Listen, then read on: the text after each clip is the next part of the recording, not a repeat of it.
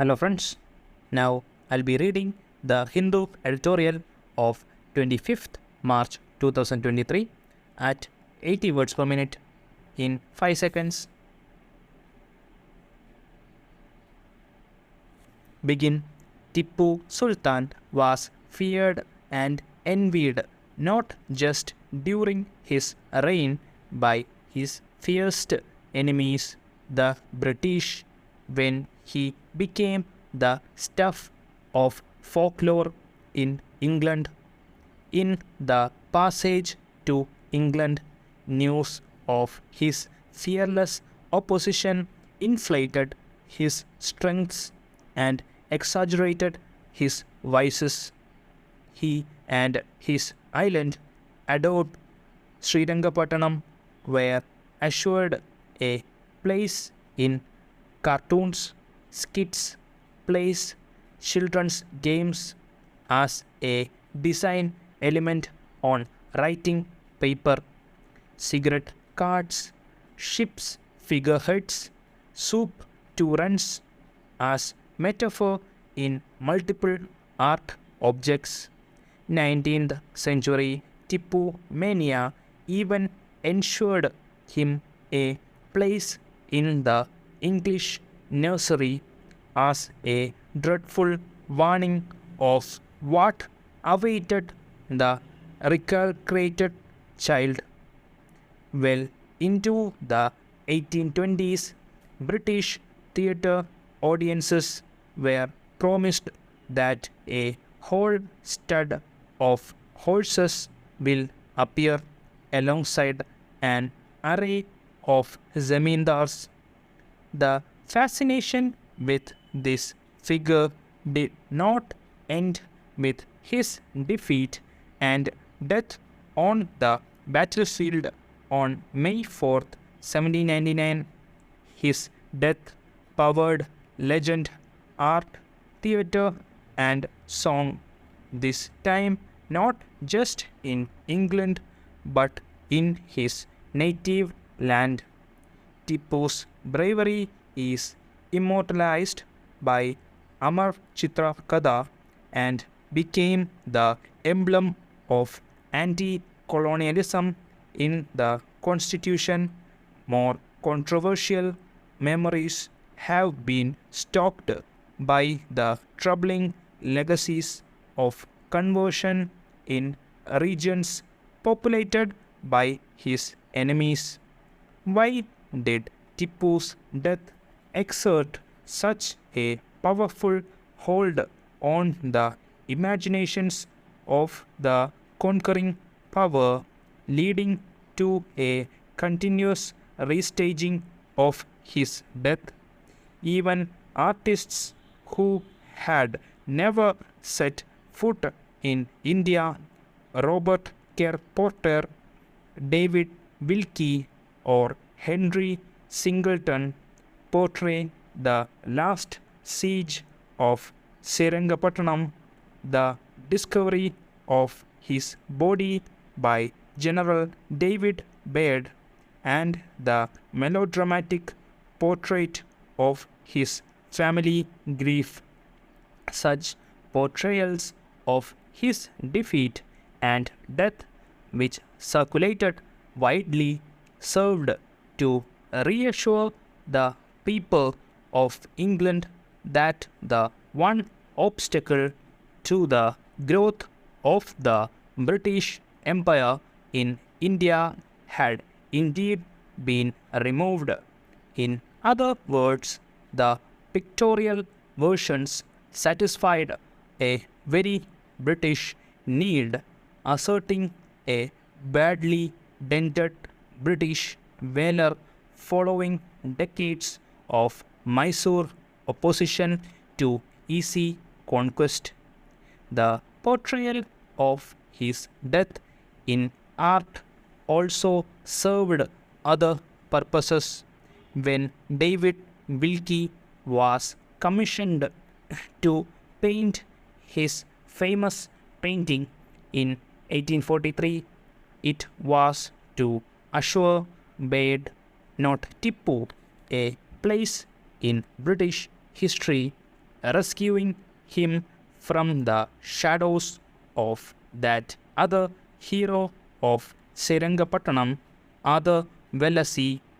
Finally, in commemorating his death, the British acknowledged Tipu as the worthy and heroic enemy that they defeated. Tipu's afterlife in India has been more mixed. The British chose Mysore city, the erstwhile capital of a remembered dynasty, to prevent contamination from any memories of Tipu Sultan's defiance.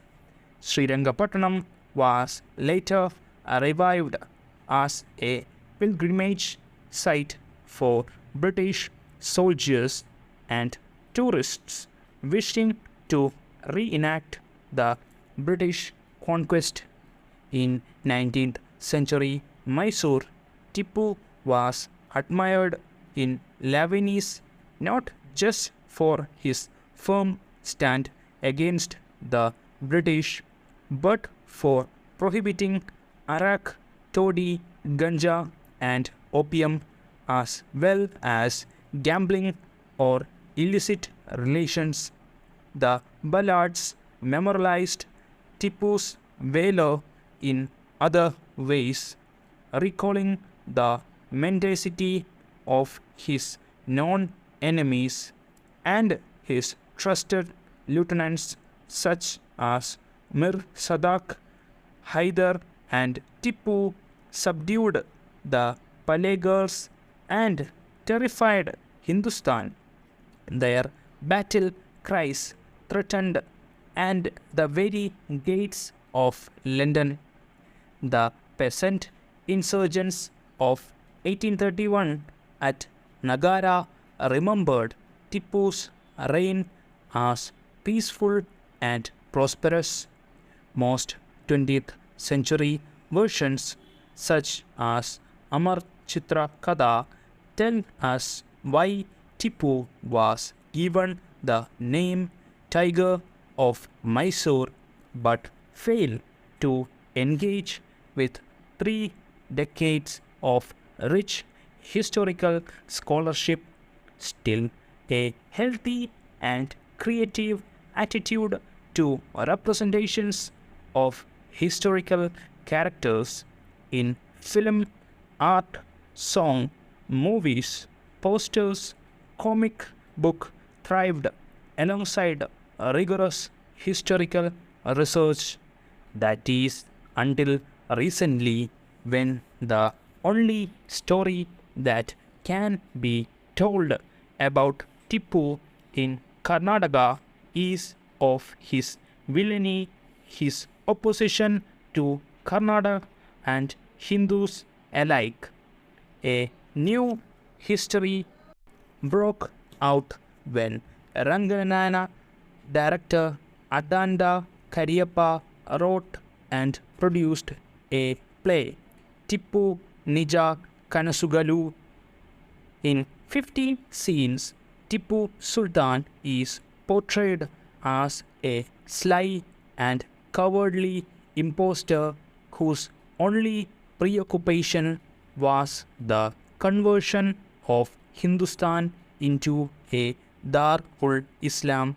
But Mr. Karyappa also introduced 2 men in the final scene, Uri Gowda and Nenje Gowda, who put an end to the coward as he fled Seringapattana, thereby saving both Kannada and the Hindu faith from a disastrous fate. Intended as a riposte to Girish Karan's Dipuvina Kanasugulu, the bizarre creation could have sheltered under dramatic license, but in positions itself as historical truth, enthusiastically endorsed in the foreword by none other than literature S.L. Bhairappa. In a state desperately needing heroes, the glorification began of two chieftains who had liberated Mysore. Imaginative videos soon outpaced any timid enquiry about historical sources.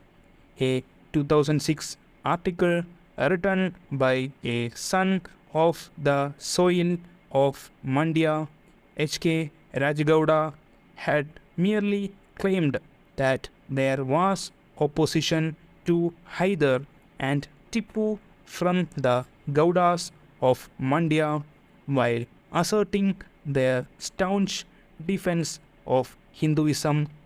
Raj Gowda's community history provides neither sources or footnotes. Stop. Please join the Telegram group in the comment section for the PDF.